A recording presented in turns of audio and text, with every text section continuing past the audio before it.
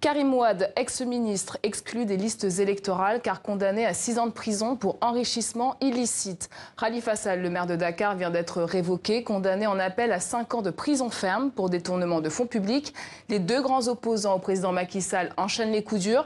Ils ne peuvent pas être candidats pour l'instant au scrutin présidentiel de février prochain. On revient sur cette situation politique inédite au Sénégal et avec nous sur ce plateau, Mehdi Ba, rédacteur en chef web à Jeune Afrique, ancien correspondant à Dakar, et Vincent Hugeux, journaliste, grand reporter au magazine L'Express. Bonsoir à tous les deux. Bonsoir. Alors vous qui avez couvert durant des années le Sénégal, Mehdi Ba, pourquoi cette situation est inédite au Sénégal ? Je crois que ce qui est inédit, c'est que vous avez deux candidats qui passent pour les principaux challengers du président sortant Macky Sall. L'un qui représente le principal parti de l'opposition, le PDS, qui est Karim Wade. L'autre qui est un dissident d'un des autres grands partis sénégalais, le parti historique, le parti socialiste, qui est Khalifa Sall. Et il se trouve que du fait de procédures judiciaires qui les ont frappés l'un après l'autre, d'abord Karim Wade, puis Khalifa Sall, par un jeu lié à des dispositions légales, notamment liées au code électoral, ils sont dans l'incapacité de déposer, ou en tout cas pour Khalifa Sall, c'est pas encore tranché définitivement, de déposer leur candidature. Ce qui, bien sûr, entache potentiellement la compétition de la prochaine présidentielle de février. Et Vincent Hugeux, cette mise à l'écart des deux opposants offre-t-elle un boulevard pour la réélection de Macky Sall ? Écoutez, il y a apparemment aujourd'hui, selon le dernier décompte, une centaine de candidats pressentis. Tous, évidemment, ne seront pas sur la ligne de départ, mais il est parfaitement clair que l'élimination, comme on le disait à l'instant, des deux challengers les plus sérieux dégage singulièrement la voie au président sortant. Et Mehdi Ba, pourquoi ces deux opposants constitueraient une menace pour un second mandat de Macky Sall ? Quand on entend et quand on écoute la garde rapprochée de Macky Sall n'a rien à craindre. C'est-à-dire qu'il y a à la fois l'appréciation subjective qu'il aurait un bilan tout à fait flatteur qui donc ne lui laisserait pas craindre d'opposants particuliers. Ça, c'est régulièrement dit par ses proches. Et puis, de facto, on peut constater que depuis 2012, les grandes échéances électorales, la mouvance présidentielle, parce que Macky Sall est allié avec deux partis importants et puis quelques autres partis de moindre importance, et globalement, il a toujours fait d'excellents scores. Donc, bien évidemment, il n'y a pas de raison particulière de craindre ces adversaires-là plus que d'autres, mais on constate qu'il y a la vie politique au Sénégal depuis 2012 s'est considérablement judiciarisée. C'est pas uniquement une question d'éliminer des adversaires. Il y a eu un processus qui s'est, à mon avis, emballé. Et qui fait qu'effectivement, il y a eu énormément d'opposants, de cadres, pas forcément des candidats présidentiels, qui sont passés en prison, qui ont été pris dans des procédures judiciaires. Et cet environnement politico-judiciaire est assez délétère. On va voir ce qu'il advient d'ici la présidentielle. À l'appui de cette démonstration, on peut rappeler que le Parti socialiste, parti ô combien historique de la scène politique sénégalaise, en tant que tel, ne présentera pas de candidat, puisque Ousmane Tanor Dieng lui-même s'est rallié à Macky Sall. Et on le rappelait à l'instant, Khalifa Sall, au fond, est un dissident du PS, et non pas un membre du PS canal historique. Alors justement, j'aimerais qu'on revienne d'abord sur le cas de Khalifa Sall. Il vient d'être révoqué de son mandat de maire de Dakar après sa condamnation. Mehdi Ba, savez-vous si son recours devant la Cour suprême a été déposé ? Quelle est la procédure et les délais ? Oui, il y avait 6 jours pour déposer ce recours, et donc qui court depuis jeudi 30 août. Et on me dit que le pourvoi a été déposé hier en fin d'après-midi. Et quelles sont ses chances, Vincent Hugeux ? Alors, pour l'un comme pour l'autre, je pense qu'ils vont évidemment, tout porte à le croire, déployer toute la batterie possible des recours, mais quel que soit le discours de leurs proches, ils ne se bercent pas d'illusions.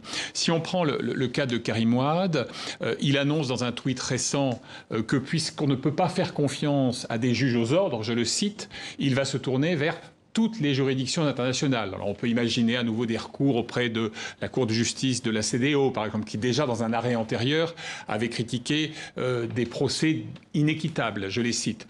On peut aussi imaginer la Commission des droits de l'homme, détention arbitraire, tout ce que vous voudrez. Mais indépendamment de ça, ce qui me paraît assez troublant dans la stratégie des proches de Karim Wade, c'est qu'ils le disent d'ailleurs, et comment dirait-il autre chose à ce stade, il n'y a pas de plan B. Ça veut dire que si, comme on peut le supposer, tous ces recours sont vains, à l'arrivée, il restera théoriquement 3 hypothèses. On présente in extremis un candidat sorti du chapeau, mais qui évidemment ne sera pas en piste, donc sera fragilisé. On soutient un autre rival, je ne vois pas très bien lequel, ou alors on fait le choix de la rue.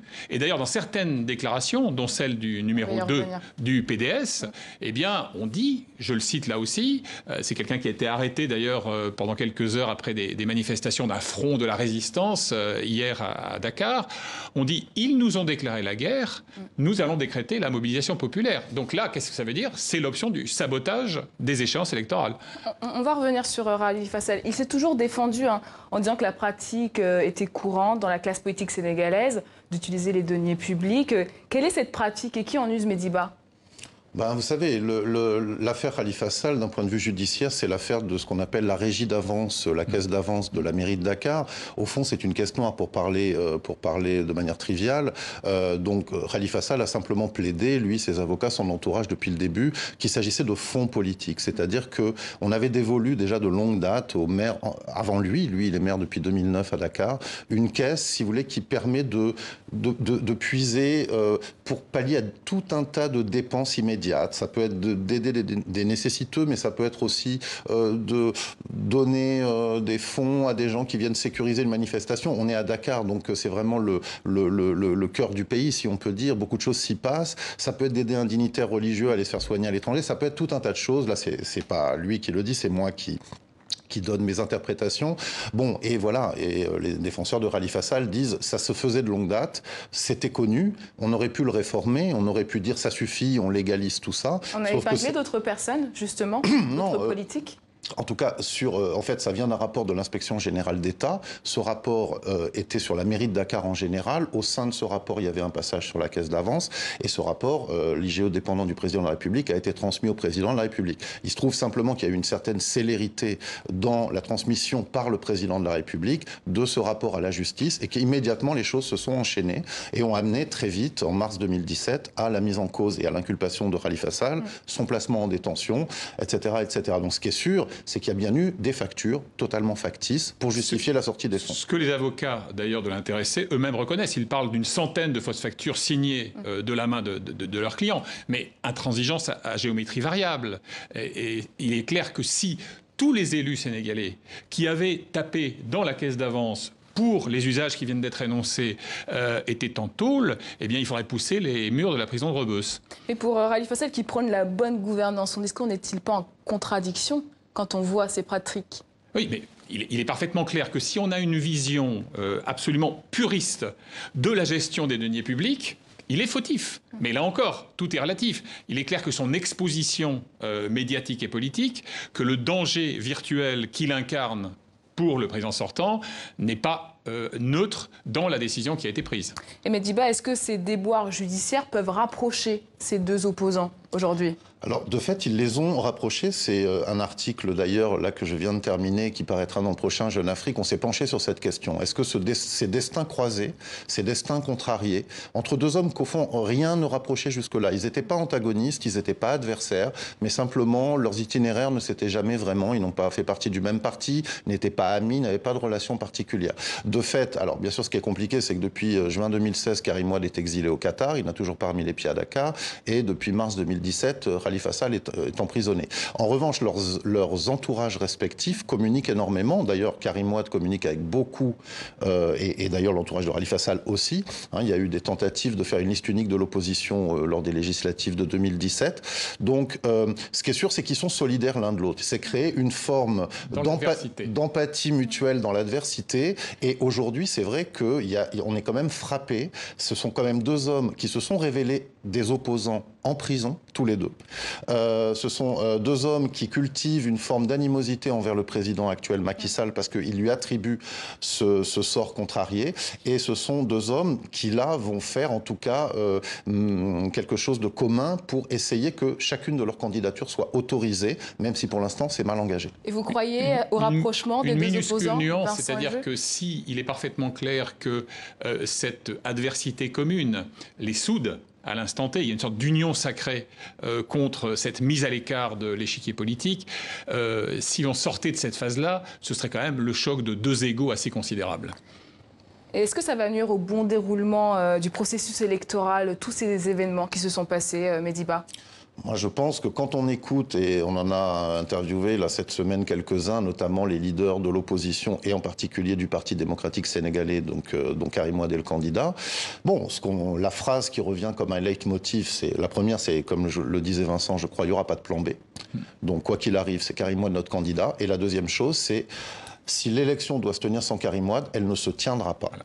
Comme ils ne veulent pas détailler ce qu'est leur stratégie, ils considèrent qu'ils sont face à un régime qui utilise la justice de manière dévoyée, qu'il peut arriver plein de choses, et donc ils n'ont pas envie de claironner quel est leur plan, mais quand on interprète ce qui est dit par les leaders de l'opposition, ça laisse quand même augurer, Vincent Hugeux en parlait, une possibilité que parmi les trois choix que vous évoquez, ce soit le choix de la rue, ou en tout cas d'un blocage de l'élection qui soit privilégié. Maintenant, reste à savoir si quelque chose pourrait se passer, se produire, qui permettrait que ces deux candidats, aujourd'hui virtuellement empêchés, puissent malgré tout se présenter. C'est encore un peu tôt pour le dire. Et Vincent Hugeux, est-ce qu'il y a d'autres opposants qui peuvent reprendre le leadership de l'opposition, hormis Khalifa Sall et Karim Wade?